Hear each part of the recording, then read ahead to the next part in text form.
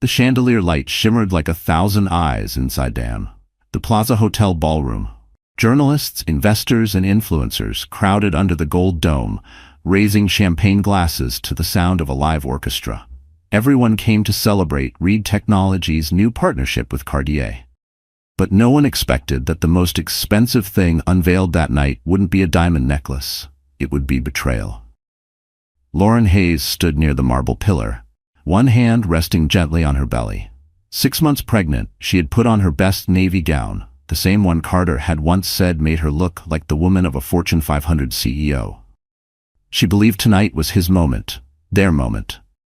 But as the spotlight moved to the stage, Carter Reed, her husband, the young star of Wall Street, walked in holding another woman's hand. The room gasped in waves. Cameras clicked like gunfire. Carter smiled wide, introducing Sloan Vega, the new face of Reed Technologies' campaign. "She represents the fresh vision of our company," he said, voice smooth as a rehearsed script. The audience applauded, not realizing Lauren was right there, invisible under the glittering lights. Naomi Brooks, Lauren's closest friend and a lawyer, gripped her wrist. "Don't react," she whispered. "They want this to look clean." But Lauren's iPhone buzzed non-stop, notifications from gossip pages exploding. Carter Reed debuts model girlfriend at Cartier Gala. She turned toward the mirrored wall and caught her own reflection. Her mascara smudged, her breathing shallow. Behind her, people murmured. Wasn't his wife pregnant?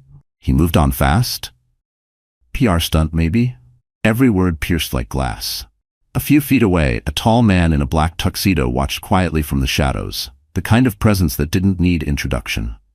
Gabriel Sterling, billionaire investor and Carter's main competitor, noticed the scene. His jaw tightened. He had seen Carter manipulate stories before, but this was cruelty sold as branding. When the applause ended, Lauren tried to slip out unnoticed. But a photographer caught her face mid-tear. The next morning, that picture would circulate with the caption, "Pregnant wife left alone at her husband's gala." Carter didn't even look her way. He lifted Sloane's hand high, smiling for the cameras, his Rolex flashing under the crystal light. Lauren's chest constricted. The same watch she had given him on their anniversary, now part of his power couple image.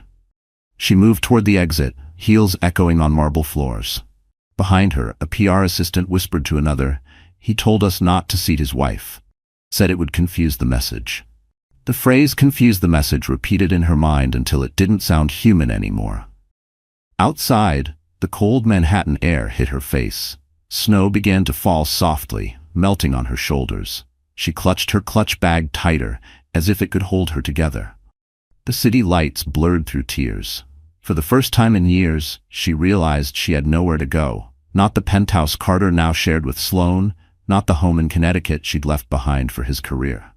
Across the street, through the limo glass, Gabriel watched her step onto the sidewalk. He told his driver to wait. Something in the way she stood, dignified even while shattered, caught him. Inside the ballroom, Carter raised another toast, laughing beside Sloan, oblivious that the photo of his pregnant wife standing alone outside the plaza would be trending by morning. Lauren turned away from the hotel lights, whispering to herself, "This isn't the end." And somewhere in the dark limousine, a voice murmured quietly, "No, Mrs. Reed. This is where your story truly begins." Morning light spilled across the floor of the Park Avenue penthouse like a lie. Lauren sat on the gray velvet couch, her suitcase open, half-packed with baby clothes and ultrasound pictures. Carter's lawyer had emailed her at dawn, one short message with 3 cold words, "Read the prenup." She opened her MacBook Air, fingers trembling. The PDF glowed on the screen, 22 pages she had signed 2 years ago without reading. Carter had said, "It's just a formality, babe. My investors require it." Back then, she trusted him. He was charming, ambitious, the man who brought her Starbucks every morning and promised, "We'll build an empire together." Now she saw the truth written in legal English. If she left, or if he filed first, she'd walk away with nothing. No shares, no property, no support. Even her name on the penthouse lease was temporary occupancy. It wasn't a marriage contract. It was an eviction notice waiting to happen. Her phone rang. Naomi's voice was sharp, protective. "Don't panic. I'm reading it too. There's a loophole, Section 14. If he used company funds for personal affairs, the contract's void." Lauren blinked. Company funds? Naomi's tone dropped. If he paid for that model's trip, that's your lifeline. Just then, the door lock beeped.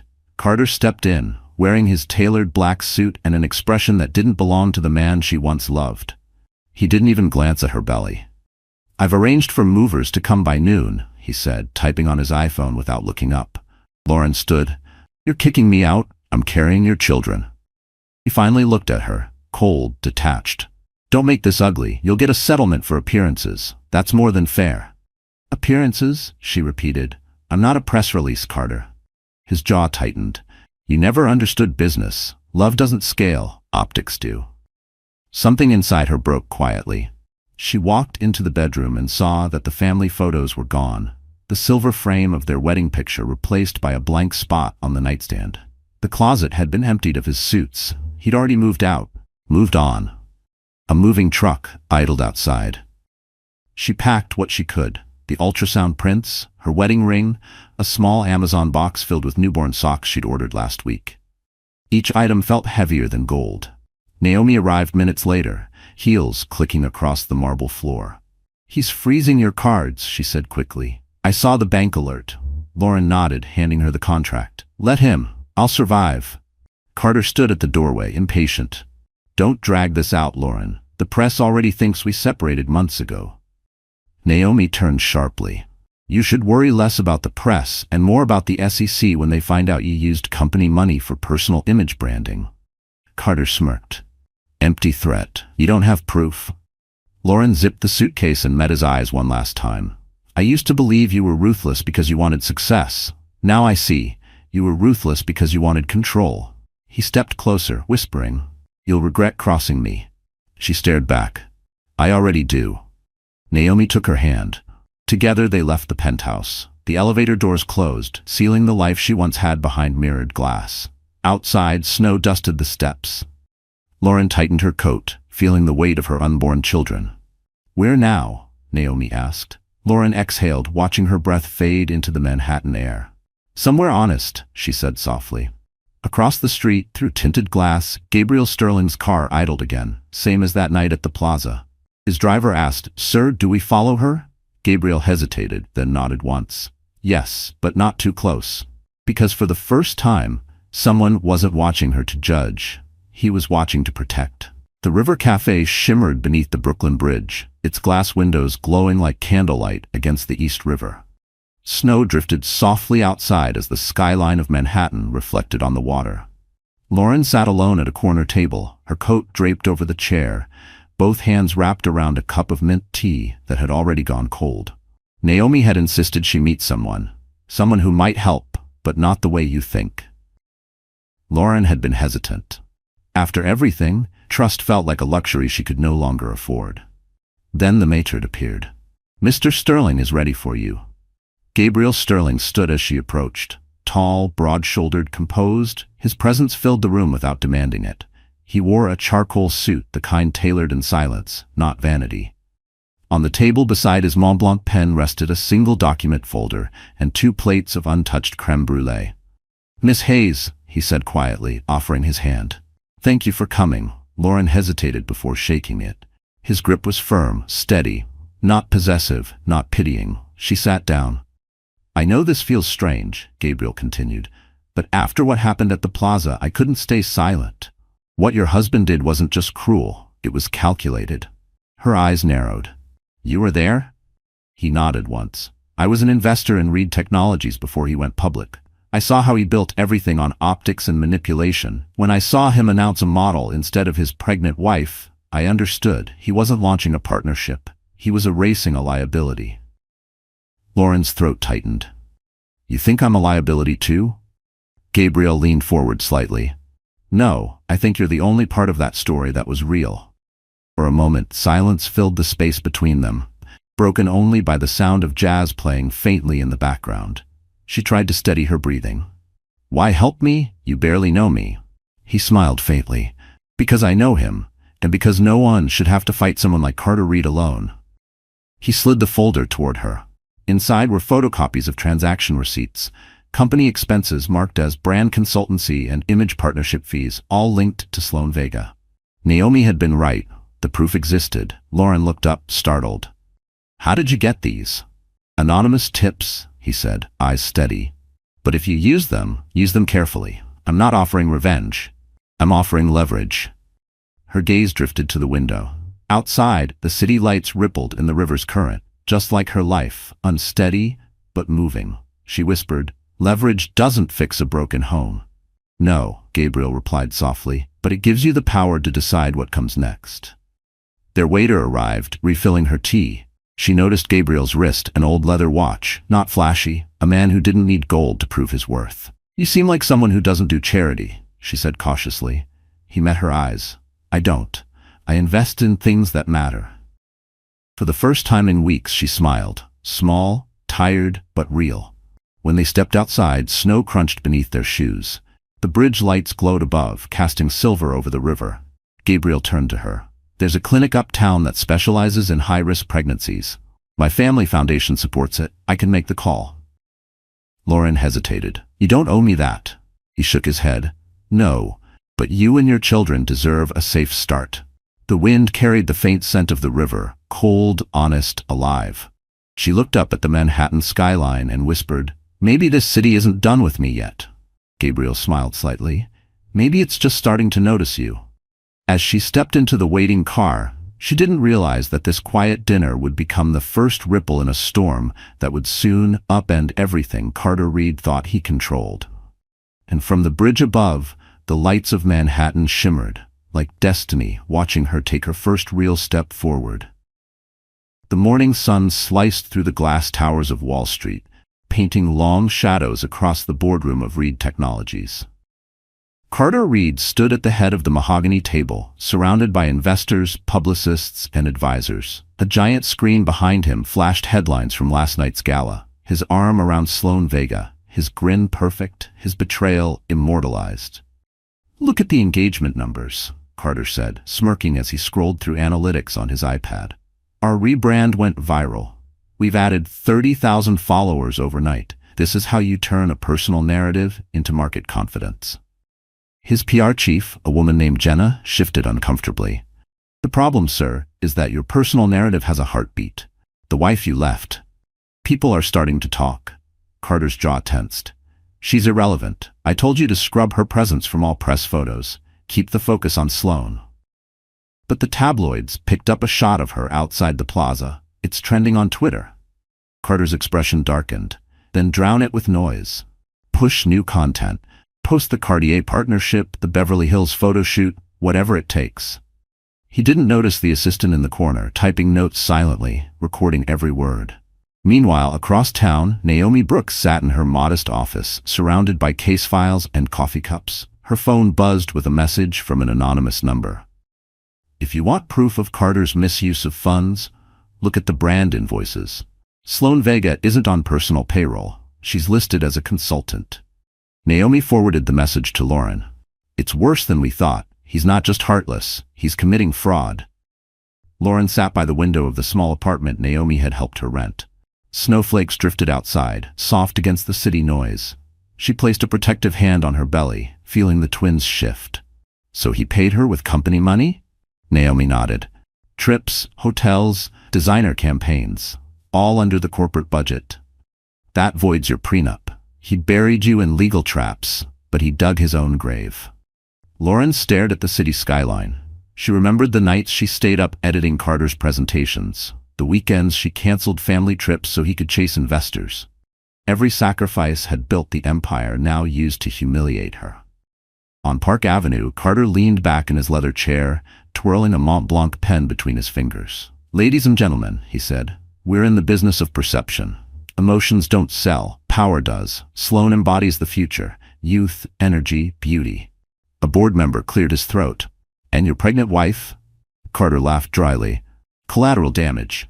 The room went silent. Only the faint hum of the projector filled the space. He didn't notice that Gabriel Sterling's assistant had been quietly sitting in on the meeting as an observer, part of a merger negotiation that Carter desperately wanted.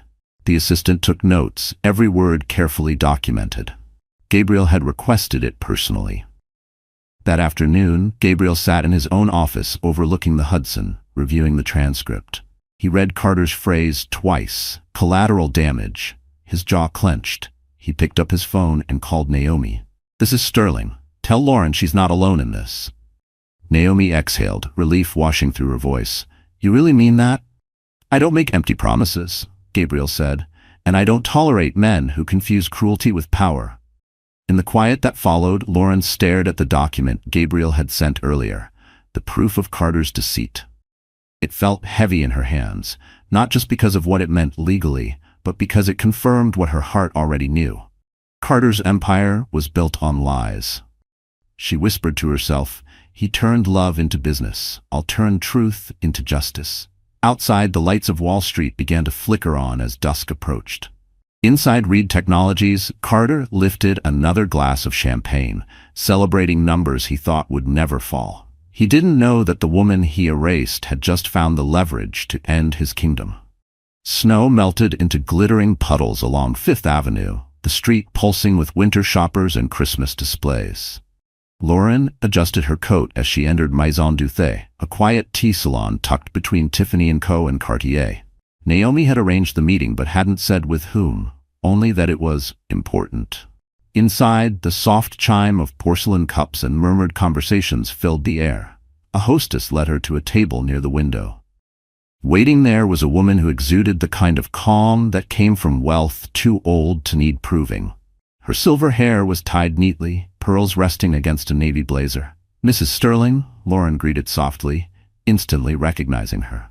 Eleanor Sterling, the matriarch of the Sterling family, mother to Gabriel and one of Manhattan's quiet power brokers. "Sit, my dear," Eleanor said, her tone polite but cool. "I don't drink coffee, too aggressive for my heart. Tea reminds me there's grace in stillness." Lauren smiled faintly and sat down. The teapot steamed between them, releasing the scent of jasmine. "I hear you've met my son," Eleanor began, stirring her cup, "and that he's taken quite an interest in your situation." Lauren straightened, unsure where this conversation was heading. "He's been kind, more than he needed to be." "That's what worries me," Eleanor replied, her eyes sharp. "Gabriel's kindness often walks hand in hand with recklessness. He's saved people before, only to drown in their storms." Lauren felt heat rise to her cheeks. "With all due respect, I didn't ask for saving. He offered help because he has a conscience, something your world seems to treat like a weakness." Eleanor's lips twitched into a small, approving smile. "You have spirit. Good. You'll need it. Do you know what being part of this family means, Miss Hayes?" Lauren met her gaze steadily. "Responsibility, scrutiny, expectations. I've lived that life once before, just without the money." For the first time, Eleanor looked almost surprised. "You think I measure people by money?" Lauren shook her head. "No, but your circle does. Carter's world taught me that love and image rarely survive in the same room." The older woman studied her for a long moment, then reached into her handbag and placed a small box on the table. Inside was a delicate black dress, simple, elegant, perfectly tailored. "This isn't a gift," Eleanor said. "It's an invitation. My foundation is hosting a dinner next week. If you truly want to stand beside Gabriel, you'll have to stand in front of Manhattan first." Lauren hesitated. "Why me?" Eleanor's voice softened. "Because you remind me of the woman I was before I learned to hide behind etiquette. Because you're not afraid to bleed in public, and that terrifies men like Carter Reed." Silence stretched between them, broken only by the faint sound of footsteps outside. Lauren traced her fingers along the edge of the teacup, realizing this was more than a test. It was a door. She lifted her chin. "I'll be there." Eleanor nodded approvingly, pouring more tea. "Then start by standing tall, even when your knees shake. The world respects composure more than truth. But sometimes truth is the only composure left." As Lauren left the salon, the city lights reflected off the wet pavement, casting gold halos around her steps. The black dress weighed lightly in her arms, yet symbolized something far heavier, the beginning of her return to the world Carter had stolen from her. Across the street, Gabriel waited in his car. He saw the resolve on her face and smiled quietly. She didn't need rescuing. She was already rebuilding herself, piece by piece. And somewhere high above Fifth Avenue, the first crack appeared in Carter Reed's illusion of control. Manhattan shimmered below like a sea of gold. From the rooftop of Gabriel Sterling's penthouse, the skyline looked endless, every window a pulse, every street a story. Snowflakes floated lazily in the night air. Lauren stood near the glass railing, wrapped in a wool coat Eleanor had sent her earlier that evening. The city stretched out before her, dazzling, merciless, alive. Inside, Gabriel poured 2 cups of chamomile tea. No champagne, no orchestra, just quiet. He joined her by the railing, his breath visible in the cold. "You handled my mother well," he said, a hint of a smile tugging at his lips. Lauren gave a small laugh. "I thought she might have me escorted out halfway through the tea. She's particular," Gabriel admitted. "But she respects strength." "You didn't flinch." Lauren looked down at the lights reflecting in the Hudson. "Flinching doesn't stop anything," she said softly. "It just makes people believe you're breakable." He studied her profile, calm, beautiful, but carrying the quiet weight of everything she'd lost. "You don't have to keep fighting alone." She turned toward him, searching his eyes. "You don't even know me."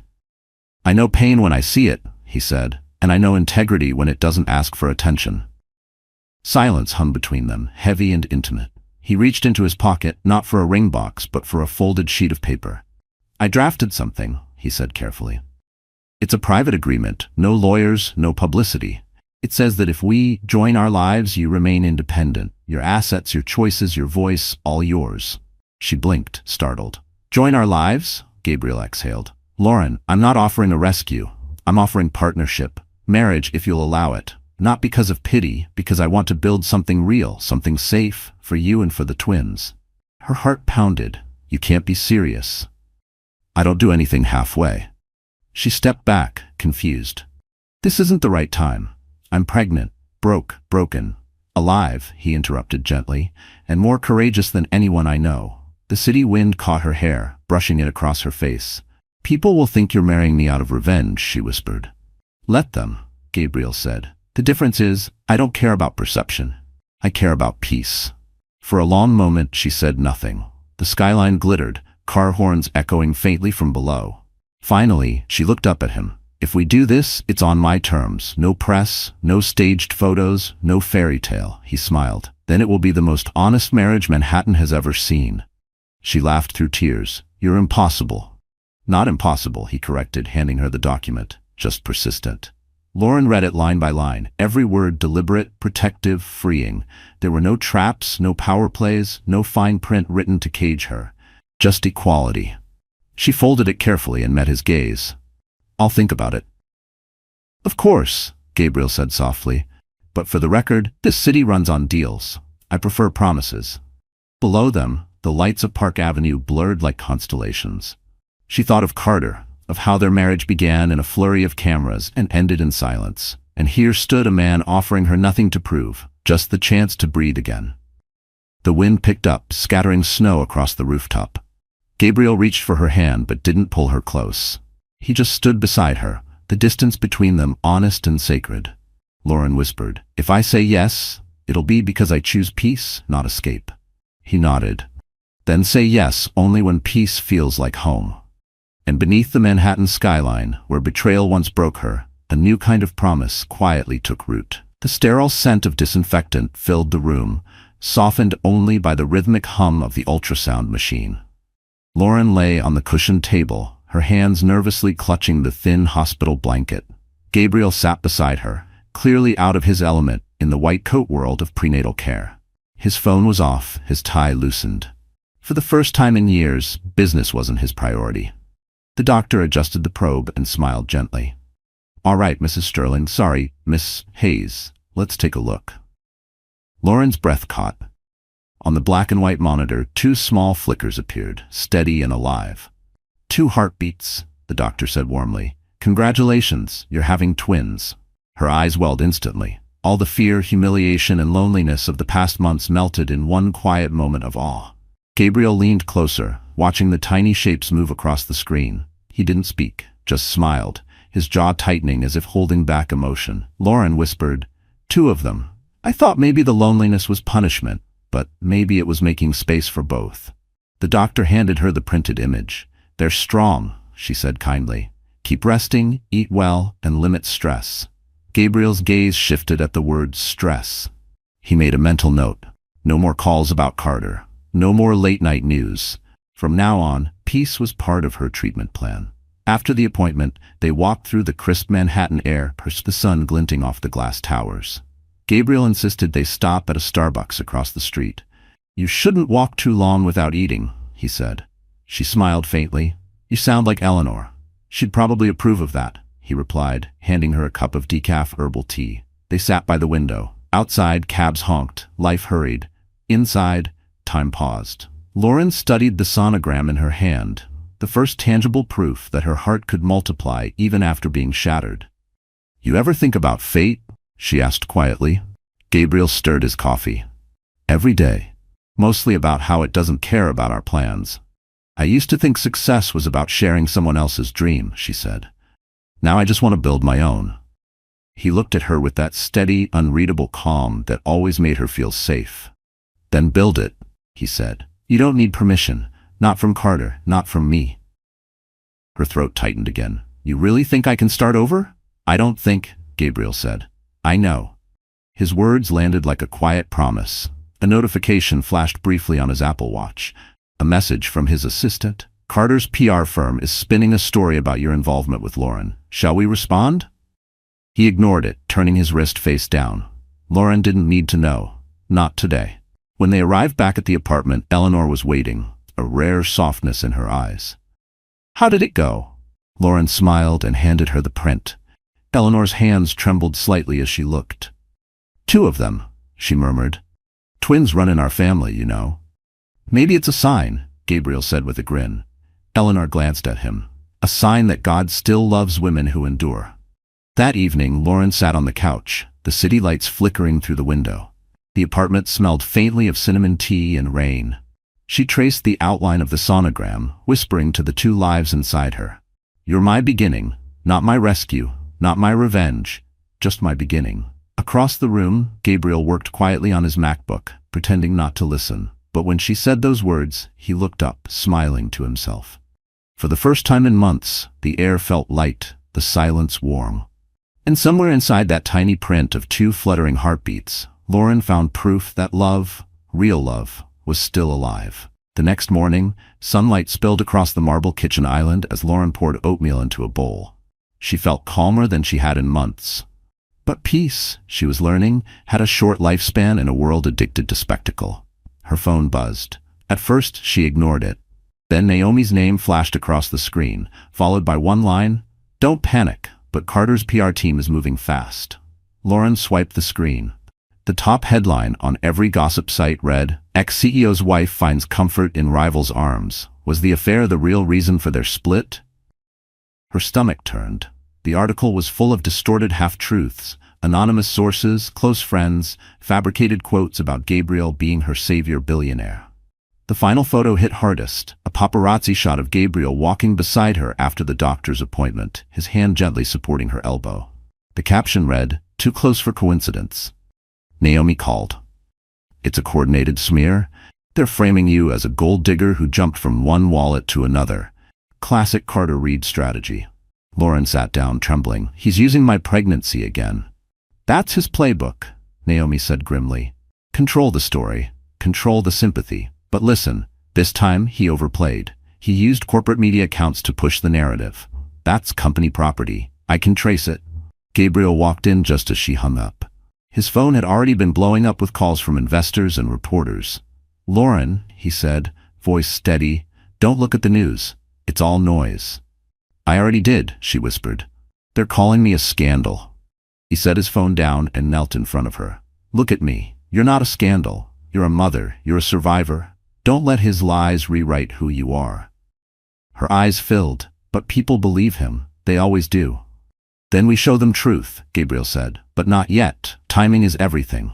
He stood and walked to the window, watching the skyline. "Carter thrives on chaos. He wants you rattled so you'll make a mistake. But there's one thing he doesn't understand. Calm people win wars." Lauren exhaled shakily. "You sound like you've fought a few." He smiled faintly. "More than I wanted to. But this one's different." Later that day, Naomi arrived with a laptop. "You'll want to see this," she said, connecting it to the TV. "Carter's campaign with Sloan just launched. They're selling him as the face of second chances and reinvention. The commercial played. Carter in a white shirt, sleeves rolled up, walking along a beach with Sloane in a flowing dress. The tagline read, "Love rebuilt stronger." Lauren stared at the screen, jaw tight. He's rewriting history while I'm still living the pain. Naomi smirked. Then let's make him choke on his own narrative. She showed them a folder labeled Unauthorized Expenses. Inside were receipts from Carter's corporate accounts, 5-star hotels in Beverly Hills, jewelry invoices, even first-class tickets for Sloane under a fake consulting title. "I've confirmed it," Naomi said.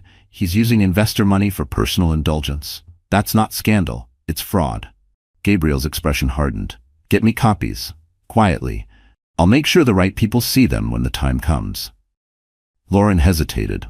"I don't want revenge." "You're not getting revenge," Gabriel said gently. "You're reclaiming truth." That night, as the city buzzed outside, Lauren sat by the window, her reflection faint in the glass. She touched her stomach, whispering to the twins, "I won't let him turn us into his story again." Behind her, Gabriel was on the phone, speaking in calm tones to someone on Wall Street. The man who once represented power now used it to defend her peace. Outside, the digital billboard above Times Square flickered with Carter's smiling face beside Sloane. But somewhere high in a quiet apartment, his next headline was already being written, by the woman he thought he'd erased. Beverly Hills was soaked in California sun, every palm tree standing like it was posing for a photo shoot.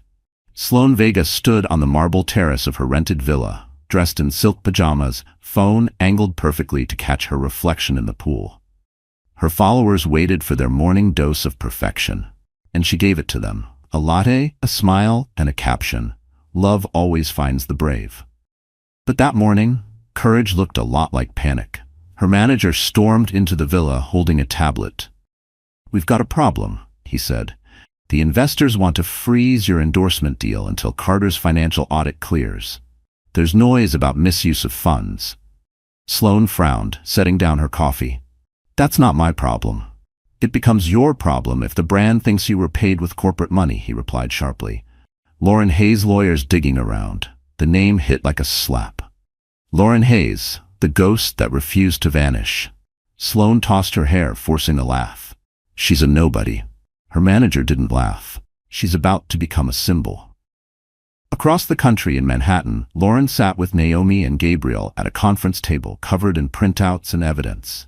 "This one," Naomi said, pointing to an invoice labeled Image Consulting, West Coast Engagement. "This paid for Sloane's entire Malibu photo shoot. That's shareholder money." Gabriel's expression was calm, but his tone was steel. "He's laundering luxury under branding budgets." Lauren hesitated. "What happens if we expose it?" Naomi looked up. "Then Carter's empire collapses. He'll lose his investors, his seat, and his name." Lauren traced her fingers across the papers. "Then it's not just business, it's justice." Later that afternoon, Gabriel received a message from an anonymous account. Attached was a video clip. Sloane, during a live stream, unknowingly caught mid-conversation with her stylist. In the clip, she laughed and said, "Carter's PR team is so desperate. They turned his wife into a campaign obstacle. Can you imagine being that outdated?" The stylist didn't answer, only glanced nervously at the camera. Gabriel hit pause. "She doesn't realize this video just buried them both." Naomi grinned. "Public sympathy's a boomerang. When it swings back, it cuts." That evening, the video leaked. Within hours, it flooded every platform. Hashtags exploding. Pregnant and erased. Sloane speaks too much.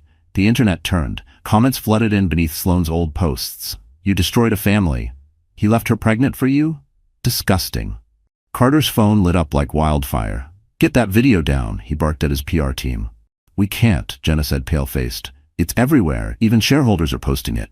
"Then release a statement," Carter snapped. "Say it's fake." "It's verified audio, sir." He slammed his hand on the desk. The Mont Blanc pen snapped in half. "Then find a new story." But the new story had already found him. Sloane's sponsors began withdrawing. One by one, her deals fell apart. Her social media manager quit. Within 24 hours, her follower count dropped by half. At the same time, journalists dug deeper. Articles surfaced showing the overlap between Sloane's luxury expenses and Reed Technologies' company payments. Every bag, every flight, every Cartier bracelet, documented in black and white. Back in New York, Lauren watched the news in silence. Gabriel glanced at her. "You could take this further. Press charges, call a press conference." Lauren shook her head. "No, I don't need to humiliate him. I just want the truth to stand long enough for people to see." Naomi smiled softly. "That's how you win without getting dirty." Lauren turned toward the window. The city glittered like it was exhaling. For the first time, her name wasn't whispered. It was spoken with respect. Far away, in Beverly Hills, Sloane closed her laptop and stared at her reflection in the dark screen. For once, it didn't smile back. And in that silence, the empire Carter built on beauty and lies began to crack wide open. Rain hammered against the windows of the Upper East Side apartment as thunder rolled through the night. Lauren sat on the edge of the bed, one hand pressed to her swollen belly. A sharp pain shot through her, sudden and deep. She gasped. "Gabriel." Her voice trembled. He looked up from the papers scattered on the dining table, legal drafts, financial reports, and news clippings about Carter's collapsing empire. In an instant, he was at her side. "Breathe, Lauren. How far apart are the contractions?" 5 minutes, she said, clutching his arm. "It's too early. I'm only 34 weeks. He grabbed the hospital bag already packed and called the driver. "We're leaving now." Outside, lightning lit up Manhattan like a camera flash. The Mercedes S-Class cut through the storm, tires hissing across wet asphalt. Gabriel held Lauren's hand all the way, whispering calm words she barely heard through the pain. "You're okay. I'm right here. Just keep breathing." By the time they reached Mount Sinai Hospital, the contractions had doubled. Nurses rushed her into the delivery ward. The scent of antiseptic, the buzz of monitors, the blinding white lights, it all blurred into chaos. "Mr. Sterling, we need you to wait outside," a nurse said. He hesitated, his face tight with fear. "No, I stay." Lauren turned her head, sweat beading on her forehead. "It's okay. Just stay close. Don't leave." He nodded, gripping her hand as the doctor began preparing. "You're strong," he whispered. "You've already survived worse than this." Minutes stretched into hours. Her heartbeat raced. Then, 2 cries. Tiny, raw, perfect. The room froze. The doctor smiled beneath her mask. "Congratulations, a boy and a girl." Lauren broke into sobs of relief.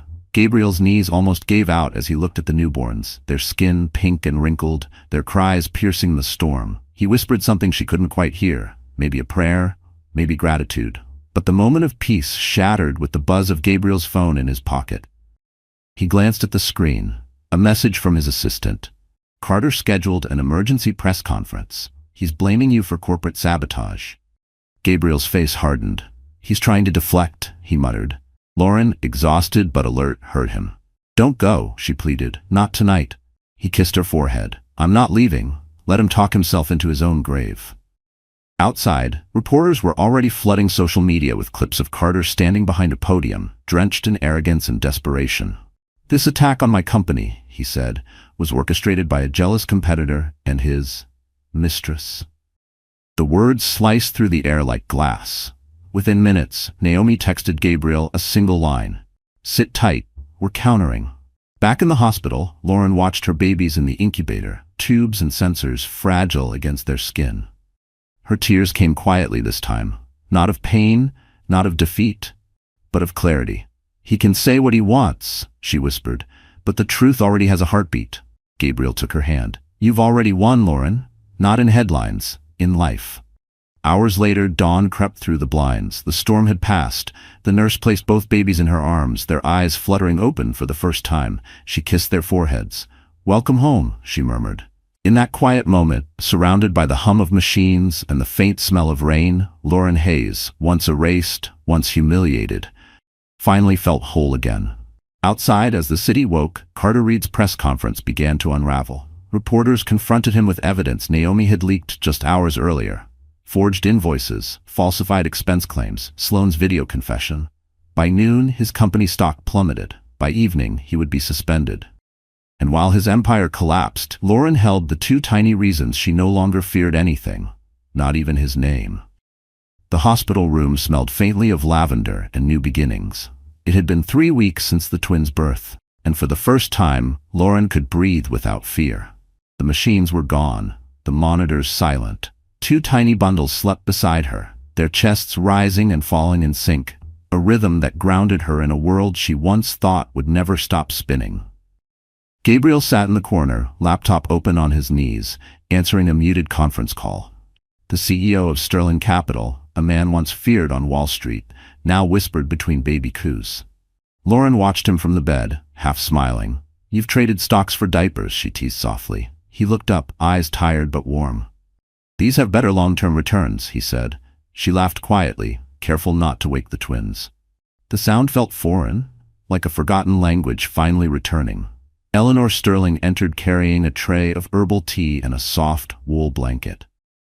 "The twins are beautiful," she said, her voice softer than Lauren had ever heard it. "You're recovering well?" Lauren nodded. "I still get scared sometimes. The silence feels temporary, like something bad's waiting around the corner."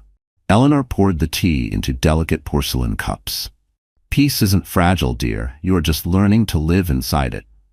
The days blurred into gentle routines. Feedings at 2 a.m., lullabies at dawn, naps filled with tiny breaths, and sunlight streaking across the curtains. Between them, Lauren found slivers of herself she hadn't known were missing. When the babies slept, she'd curl up on the couch with her Kindle, reading Atomic Habits while sipping decaf coffee from a Starbucks cup Gabriel brought her each morning. "Small steps," she whispered to herself, turning each page. "Small steps rebuild big lives."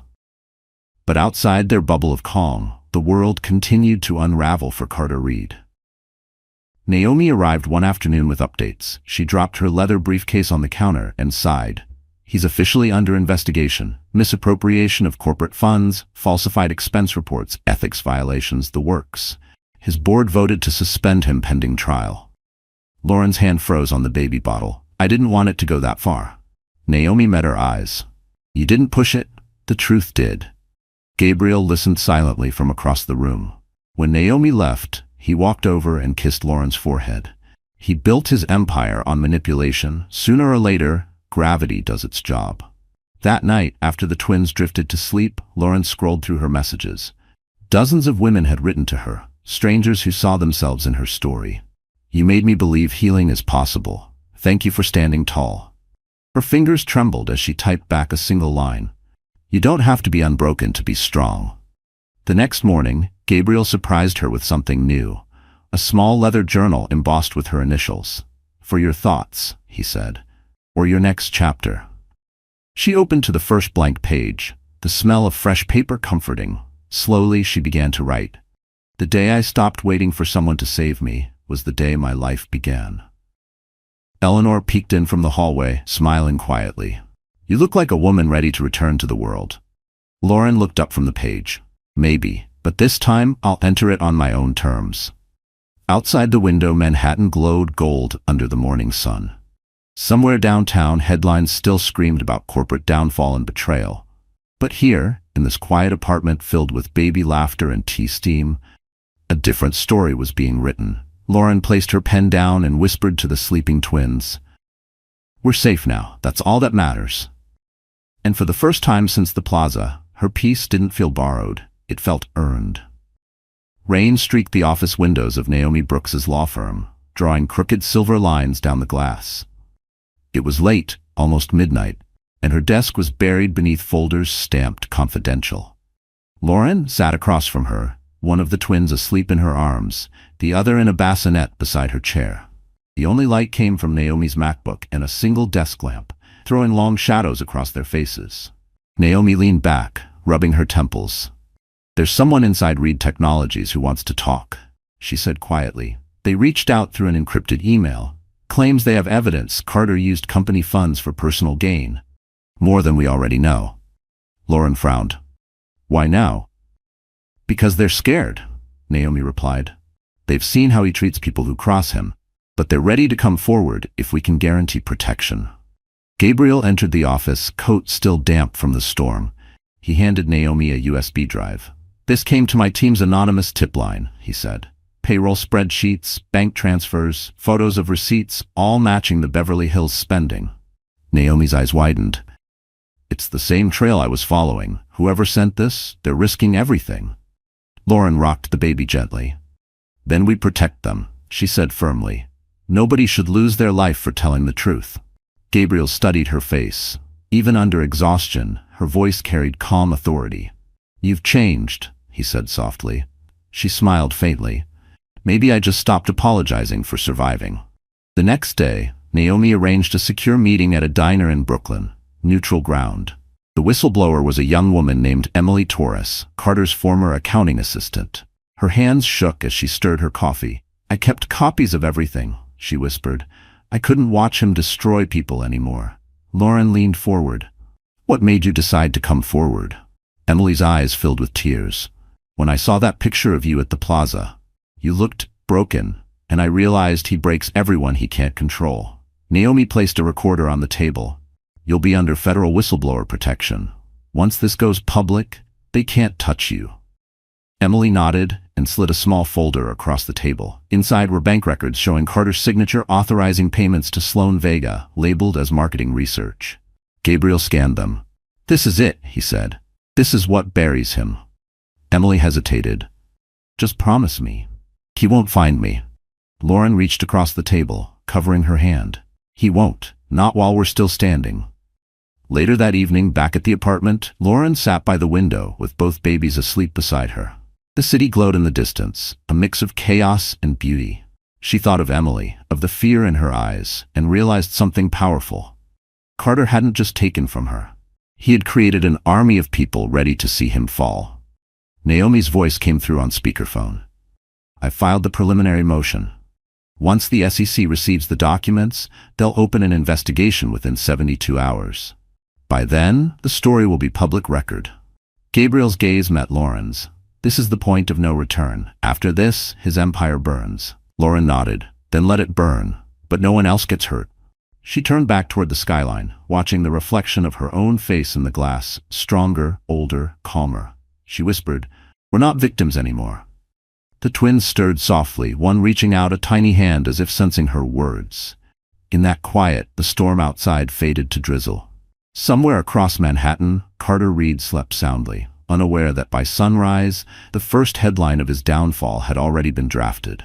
And in the glow of that midnight window, Lauren realized that justice doesn't always roar. Sometimes it whispers before it strikes. The glass conference room of Reed Technologies glittered beneath the morning sun, perched high above Park Avenue like a fortress of arrogance. 12 board members sat in silence, eyes fixed on the man pacing at the head of the table, Carter Reed. His suit was immaculate, but his composure was slipping. Sweat gathered at his collar. Outside, the Manhattan skyline reflected in the windows, a reminder of everything he once owned. "Let me be clear," Carter said, voice sharp. "This so-called investigation is a smear campaign. Sterling's behind it. He wants my company. He's using my ex-wife as bait." Murmurs rippled across the table. The chairman, an older man named Harlan, raised a brow. "We've received official notice from the SEC, Carter. They're not investigating rumors. They're investigating your expense accounts." Carter's eyes darkened. "Those invoices are doctored." "Are they?" Harlan asked, sliding a folder across the table. Inside were copies of the same documents Naomi and Lauren had uncovered. Company funds funneled into luxury hotels, jewelry, and marketing consultations under Sloan Vega's name. Carter's jaw tightened. "This is manipulation." Sterling planted. At that moment, the door opened. The room turned. Gabriel Sterling stepped in, calm, crisp, and silent as winter air. He wasn't there as an investor today. He was there as a witness. "Good morning," Gabriel said evenly. "I was invited by the board to clarify a few things." Carter sneered. "Clarify? You're the one who's been orchestrating this circus." Gabriel set his briefcase on the table and opened it. "Clarification is easy when there's proof." He slid a single flash drive toward Harlan. "Here's a digital log of all corporate transactions for the last 2 years, downloaded from Reed Technologies' internal servers. It includes timestamps, IP addresses, and authorization codes. All signed off by you, Carter." The room fell silent. The sound of the flash drive clicking into the laptop echoed like a gavel. The screen lit up, spreadsheet after spreadsheet of numbers, evidence undeniable. One board member leaned forward. "These transactions, this isn't PR spending. This is theft." Carter slammed his palm against the table.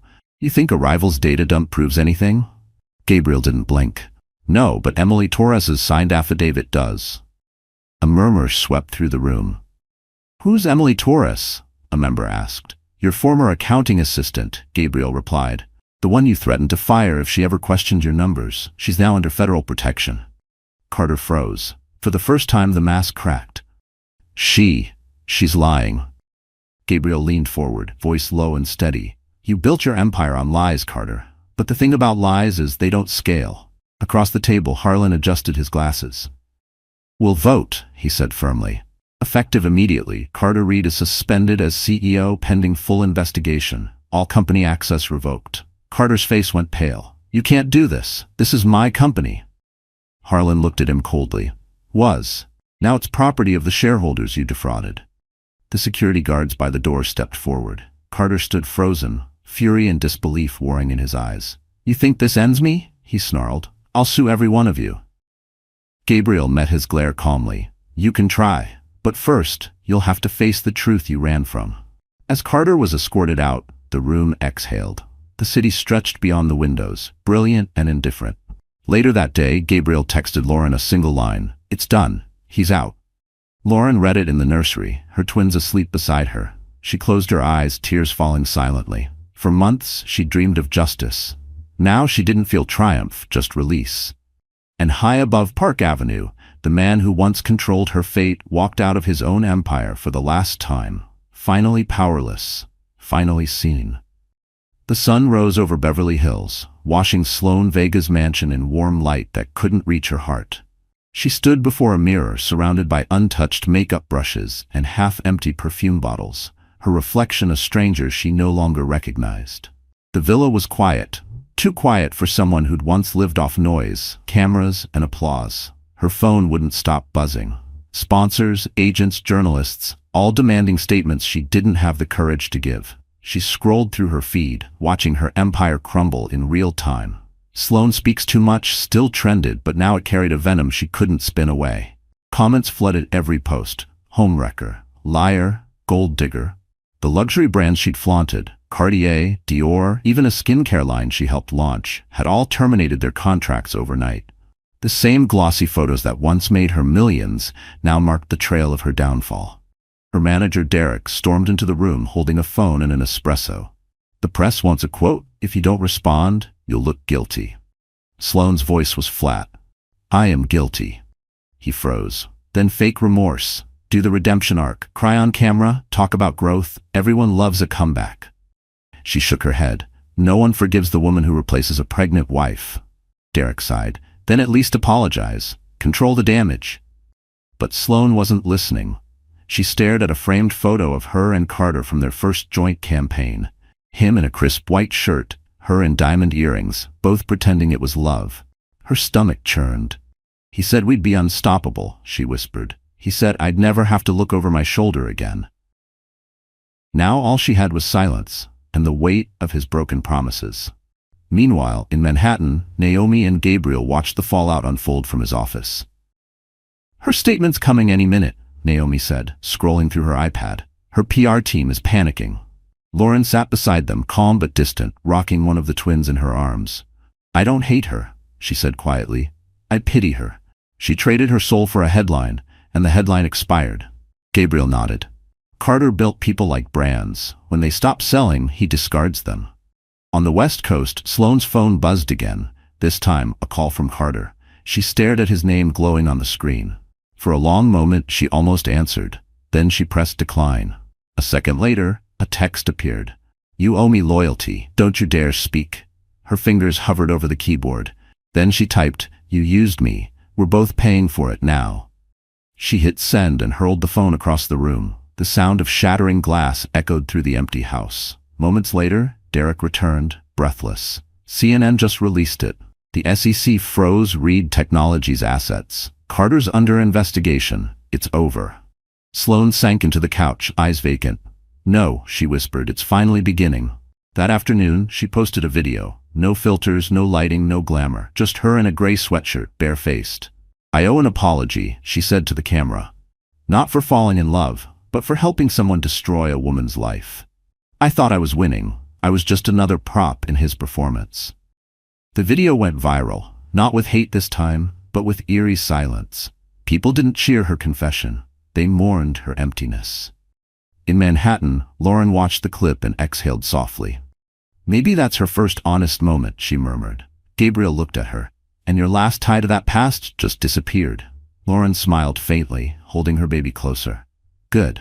I'm done living in someone else's story. As dusk settled over Beverly Hills, Sloane turned off her phone for the first time in years. She walked outside barefoot, the sky glowing orange, the air heavy with regret. And for the first time, she faced a sunset without a camera, just a woman watching the empire of lies finally fade to black.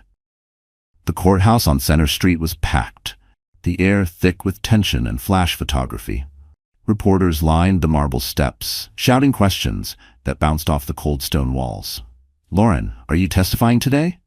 Do you still have feelings for your ex-husband? Is it true the Sterling family funded your legal team? Lauren kept her gaze forward, her posture steady. Dressed in a tailored navy suit that Naomi insisted on, she looked like the version of herself Carter had tried to erase, strong, centered, untouchable. Gabriel walked beside her, a quiet wall of calm in a gray coat. Inside, the buzz of whispers followed them down the corridor like a storm. Naomi met them outside the courtroom, files tucked under her arm, her voice low but fierce. He's coming in with a full defense team. Expect them to play dirty. Lauren nodded. That's all he knows. Inside, the courtroom hummed with restrained chaos. Carter Reed sat at the defendant's table, his perfect hair and crisp suit unable to hide the exhaustion etched into his face. The arrogance that once carried him through boardrooms was gone. His lawyers flanked him, flipping through binders filled with excuses. When the judge entered, the room stood. Cameras clicked. Carter avoided Lauren's gaze. Case number 2406, the clerk read. Reed Technologies versus Carter J. Reed, civil and corporate misconduct. Lauren's palms sweated, but she didn't falter. She took the stand when called, her heart pounding as she placed a hand on the Bible. Do you swear to tell the truth? I do. Naomi began gently. Miss Hayes, could you tell the court how your name became connected to Mr. Reed's company funds? Lauren's voice was steady. I didn't take anything. I built everything beside him. Presentations, investor meetings, PR strategies. I just didn't know he was using the same company money to pay for his affair. Murmurs rippled through the courtroom. Naomi displayed copies of the invoices, each stamped with Carter's digital signature. Did Mr. Reed ever deny authorizing these payments? Lauren looked directly at her ex-husband. Not to me. He just said they were necessary costs for the brand. Carter's lawyer objected, but the judge overruled. Naomi continued. What did you lose as a result of these actions? Lauren took a slow breath. My home, my dignity, my faith in people. But I gained something too. The understanding that silence protects the wrong side. Even the judge seemed to pause at her words. When Carter's turn came, he straightened, smirking faintly. I never misused funds. I was expanding the company's marketing reach. The woman sitting there, he nodded toward Lauren, has a history of dramatizing things for attention. She's angry because I moved on. Gasps echoed through the courtroom. Naomi's tone turned razor sharp. Mr. Reed, are these your initials on Exhibit B? He hesitated. Yes, but... And this bank transfer for $48,000 labeled brand collaboration? That's a private jet to Los Angeles where you and Miss Vega were photographed the next day. Is that coincidental? Carter's composure cracked. You're twisting things. We're uncovering them, Naomi replied coolly. The judge banged the gavel. Enough. The evidence speaks for itself. As the session ended, Carter turned toward Lauren, his voice a low hiss. Enjoy the show. It won't last. She met his glare with calm resolve. Neither did your lies. Outside, the wind carried the sound of reporters shouting her name, but Lauren didn't flinch. Gabriel waited by the courthouse steps, phone in hand. The judge's recommendation will hit the press within the hour, he said quietly. You did it. Lauren smiled faintly. No, we did it. Naomi joined them, slipping her sunglasses on. He'll probably appeal, she said. Lauren looked at the gray Manhattan sky. He can keep fighting, but this time he's fighting truth. As they walked away from the courthouse, the cameras followed.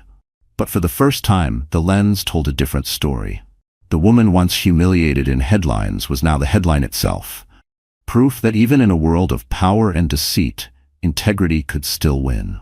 The gala ballroom at the Manhattan Ritz-Carlton glowed like molten gold. Crystal chandeliers threw reflections across the polished floors. Violins hummed softly. and the city's elite gathered under one roof. Executives, philanthropists, and familiar faces from the business pages. It was the annual New York Healthcare Foundation dinner, the same event Lauren had once attended years ago as Carter's silent accessory. Tonight, she was returning under a different name, Lauren Hayes Sterling.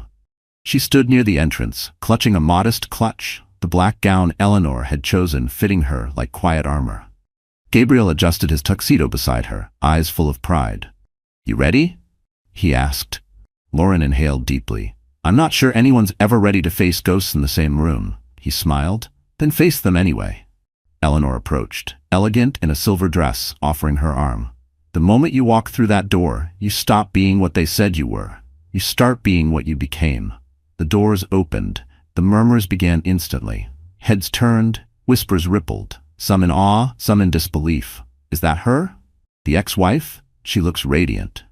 Lauren smiled politely as flashes of cameras caught her face. For the first time, the attention didn't burn, it illuminated. She was no longer someone's scandal. She was her own story. The evening unfolded with toasts, laughter, and the soft clinking of glasses. Lauren took her seat at a table near the stage, across from hospital executives and charity directors. Her foundation, funded partly by the Sterlings, was being recognized for its maternal health initiatives. When her name was announced, the applause was warm, genuine. She rose, heart pounding but steady. Naomi, seated nearby, mouthed, "Go get them." Lauren stepped onto the stage, the microphone catching her breath before her words. "I used to think strength meant silence," she began.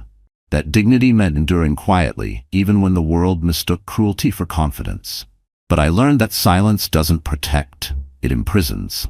Tonight I stand not because I'm fearless, but because I'm finally free." A hush fell over the crowd. She continued, voice calm yet fierce. "There was a time when I was told that motherhood made me a liability, that compassion had no place in ambition. But compassion, real compassion, is power. It builds what greed destroys." She paused, letting the words settle. Cameras flashed, but for once she didn't mind. "This foundation isn't just about healthcare. It's about giving women a chance to rebuild, to stand again when the world tries to silence them." When she finished, the audience rose in a standing ovation. Gabriel's hands were the first to clap. Eleanor's eyes glistened with pride. Even Naomi, ever the composed lawyer, wiped away a tear. As Lauren left the stage, a woman approached her. A young journalist with trembling hands. "Miss Sterling," she said softly, "I used to intern at Reed Technologies. I saw what they did to you. Thank you for surviving out loud." Lauren smiled gently. "That's the only kind of surviving worth doing." Across the room, Carter's former investors sat quietly, watching.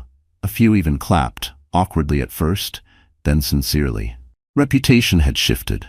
The narrative was no longer his to control.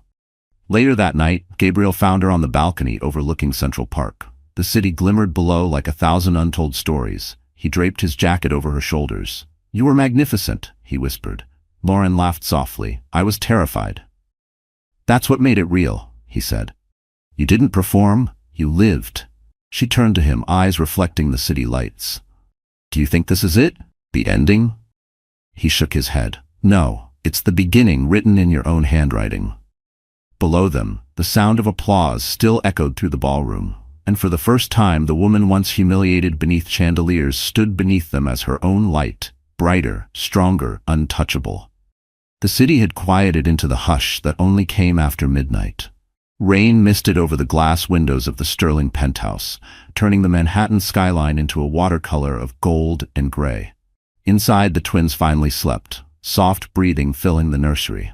Lauren sat on the couch, curled in one of Gabriel's sweaters, sipping chamomile tea from a white porcelain cup. For once, her world felt still. Then the phone rang. The sound pierced through the calm, a vibration against the marble counter, trembling like a warning. She glanced at the screen. Unknown number. Normally she would have ignored it, but something in her chest told her to answer. "Hello?" For a few seconds, silence. Then a voice she hadn't heard in months. Hoarse. Tired. "Lauren, it's me." Carter, her hand went cold around the cup. "What do you want?" He let out a bitter laugh. "You sound different. Stronger. Guess the billionaire life suits you." She didn't reply. In the background she could hear muffled noise. A bar? No, an empty apartment. Bottles clinking, the sound of defeat. I thought I'd call, he said, his tone slurred but uneven. Everything's gone. The board froze my assets. The investors want my head. Sloan left. The house is empty. I don't even have my name anymore. Lauren stared at the city lights, heart steady. That's not my problem. I know, he said softly. But it used to be. You used to care. She swallowed hard. I cared until you made caring look like weakness. There was a pause. You think I don't regret it? He asked. You think I planned for it to end like this? I didn't know how to stop needing to win. Her voice was quiet, almost kind. You didn't need to win, Carter. You needed to be decent. He laughed again, bitter this time. Maybe. But decent doesn't build empires. And greed doesn't keep them, she said. The rain thickened outside, streaking down the glass like tears she refused to shed. Carter's voice softened, almost human. I saw the gala on TV. You looked happy. I am, he hesitated. Do they, your kids, look like me? Lauren closed her eyes. They look like themselves. That's all that matters. Another long silence stretched. Then, unexpectedly, his voice broke. I don't know who I am without all of it. Maybe that's the point, she said. Now you get to find out. I don't deserve that chance. No, she said gently, but you can still take it. For the first time, he didn't argue. He just breathed, slow and uneven. I'm sorry, Lauren, for everything. You didn't deserve what I did to you. Her throat tightened, but her words stayed calm. You're right. I didn't. But if you're looking for forgiveness, you'll have to earn it yourself. She heard him exhale, a sound that carried both pain and surrender. Goodbye, Lauren. Goodbye, Carter.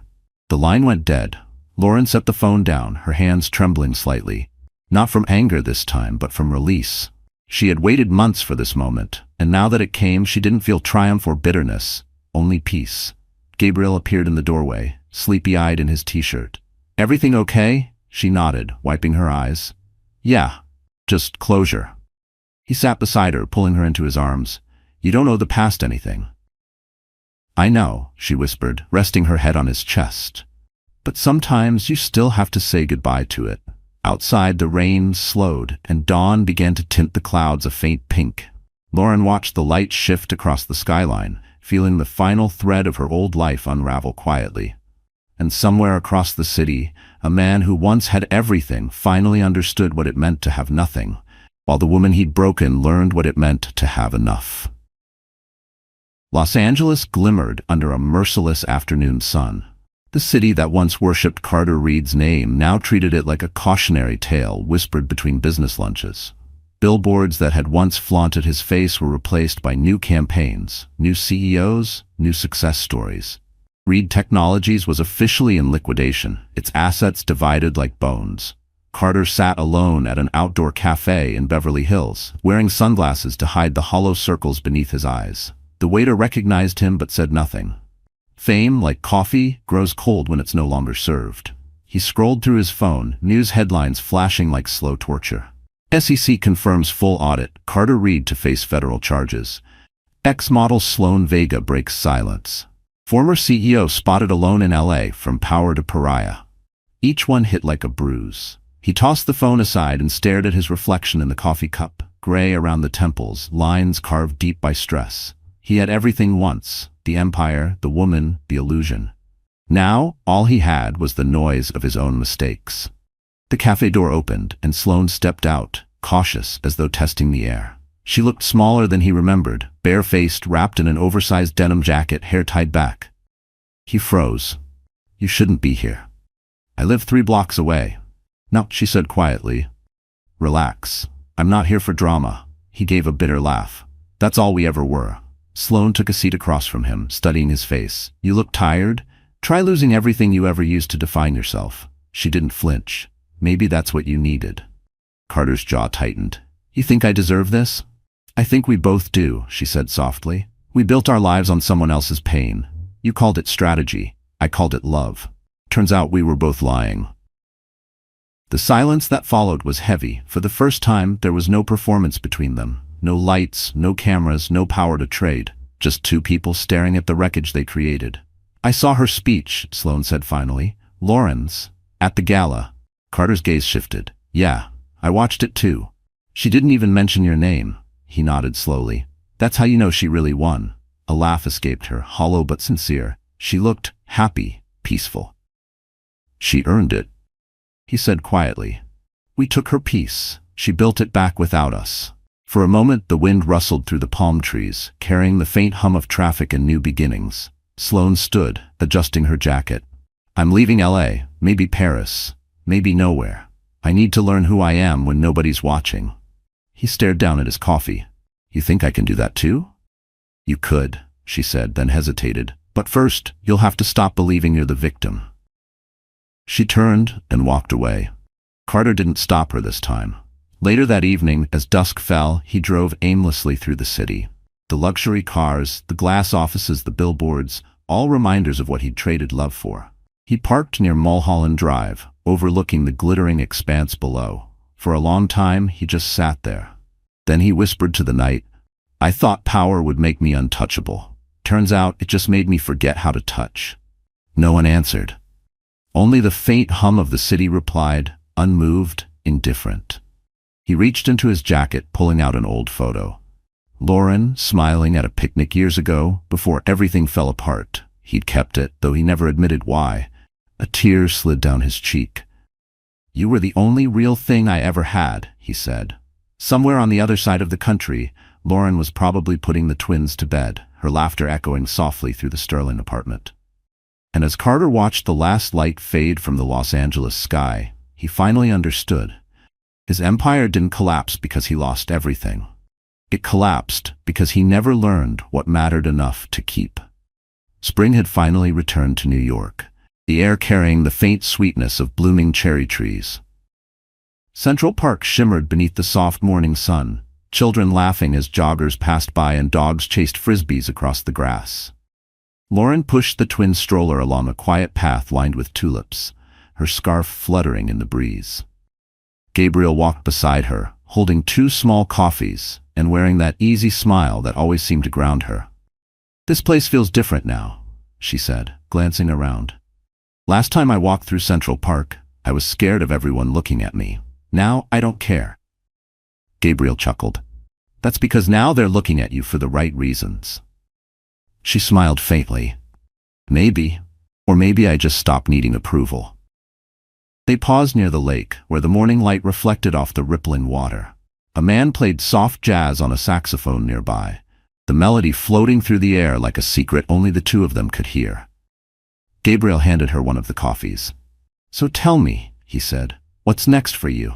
You've rebuilt your name, your foundation's thriving, the twins are healthy. What does Lauren Sterling want now? She thought for a moment, her gaze following a pair of rowboats drifting across the water. Peace, she said finally, but not the kind you hide in, the kind you live in. He nodded slowly. You've earned that. A light breeze rustled through the trees. The twins stirred in the stroller, one letting out a soft giggle. Lauren reached down, brushing her daughter's cheek with a tender hand. I used to think my story ended when Carter left, she said, but maybe that was just the prologue. Gabriel smiled. Every great story starts after the fall. They walked on until they reached a small clearing overlooking the skyline. The city looked different from here, less like a battlefield, more like a living, breathing thing. Gabriel stopped and turned to her. You know, when I first met you at the River Cafe, I thought I was helping you. She raised an eyebrow. And now? Now I realize you were the one who reminded me what purpose feels like. She laughed softly. You're getting poetic on me, Mr. Sterling. He stepped closer, his tone gentle but sure. No, just honest. For a moment, the world around them seemed to pause, the hum of the city fading beneath the rhythm of their breath. Gabriel reached into his coat pocket and pulled out a small velvet box. He didn't kneel, he didn't make a scene. He simply opened it to reveal a ring, elegant and simple, the kind that whispered rather than shouted. Lauren's eyes widened. Gabriel? He took her hand, his voice low. I don't want to rescue you or complete you or fix what's already whole. I just want to build a life with you, slowly, honestly, the way peace builds after a storm. Her eyes filled, tears shimmering in the sunlight. You already did, she whispered. But yes, I want that too. He slipped the ring onto her finger. The fit was perfect. The saxophone melody swelled behind them, the city breathing again, vibrant and alive. Gabriel leaned forward and kissed her forehead, then whispered, to second chances. She smiled through tears. To new beginnings. The twins laughed from the stroller as if echoing their mother's joy. They stayed there for a long time, watching the city pulse with life. The skyline glowed with morning light, and for the first time in years, Lauren didn't feel small beneath it. She felt part of it. She looked at Gabriel, her voice steady and full. "We'll teach them kindness, won't we? That success means nothing if you lose your heart along the way." He nodded, eyes soft. "That's a promise." And as the sun rose higher over Central Park, Lauren Hayes Sterling, once broken, now whole, realized her life wasn't a comeback story anymore. It was simply a love story that had finally found its home. The morning sun spilled gently through the windows of the Sterling townhouse on the Upper East Side. The smell of pancakes and freshly brewed coffee filled the kitchen. Lauren stood at the stove, hair tied up, wearing one of Gabriel's white shirts over her jeans. She hummed softly as the twins played on the floor, their laughter echoing through the house like music. It had been a year since the court hearing, a year since the headlines shifted from scandal to redemption, and for the first time, life was beautifully ordinary. Gabriel walked in, sleeves rolled up, holding a stack of newspapers. "You made the front page again," he said with a grin. "Don't worry, it's the good kind this time." She turned, mock glaring.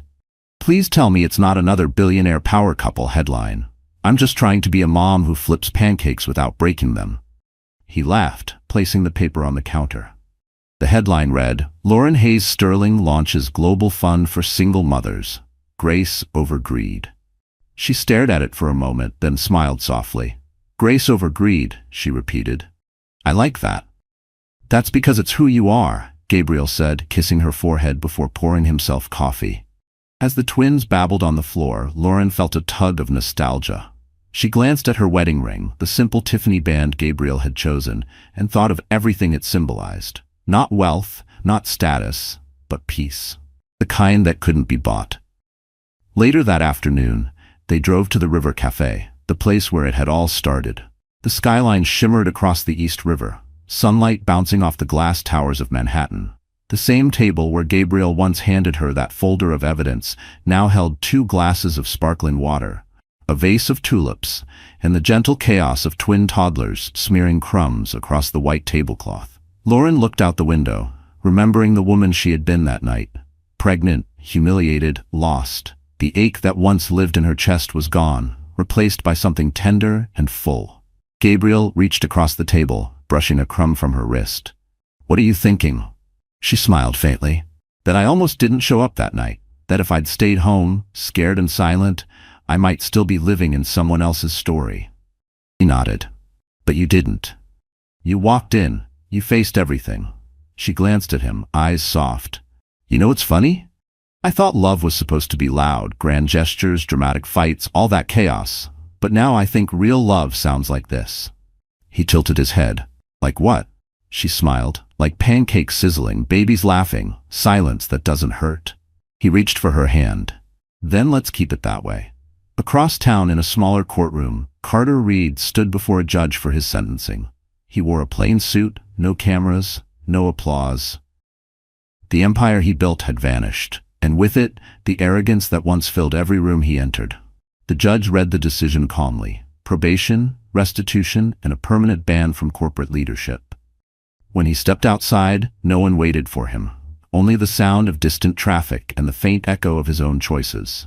For the first time, he felt the weight of his name and how little it meant. Meanwhile, Lauren and Gabriel took the twins for a walk through Brooklyn Bridge Park. The breeze smelled of salt and spring. The city pulsed around them, alive and forgiving. Lauren lifted her daughter into her arms, whispering softly, "You'll never have to earn your worth. You were born with it." Gabriel smiled beside her. "You should put that on the foundation's wall." "Maybe I will," she said, right next to the line that started it all. "Don't confuse silence with weakness." As the sun dipped behind the skyline painting the river gold, Lauren looked around at her life. No longer a battlefield, but a home. And in that quiet, glowing moment, the story that began with betrayal ended with grace. Proof that sometimes the sweetest revenge is simply living well, loved, and free. So that's how our story ends. But if you're still here watching until this moment, then maybe, just maybe, something in this story touched your heart. And that means it wasn't just about Lauren, Gabriel, or Carter. It was about all of us. Life has a way of breaking us down before it teaches us what truly matters. As Marcus Aurelius once wrote, the obstacle is the way. Sometimes the pain we run from becomes the path that leads us home. Lauren's journey reminds us that losing everything isn't the end. It's the start of rebuilding with truth, grace, and self-respect. No matter what betrayal, loss, or silence you faced, remember this. Peace is not found in revenge. It's found in rising again, quietly, powerfully, on your own terms. So take a breath, forgive what hurt you, and start again, stronger, calmer, wiser. And if this story reached you, if it helped you believe that healing is possible, then give this video a like, share it with someone who needs hope tonight, and don't forget to subscribe to our channel. Because here, we don't just tell stories, we remind you that you can always begin again.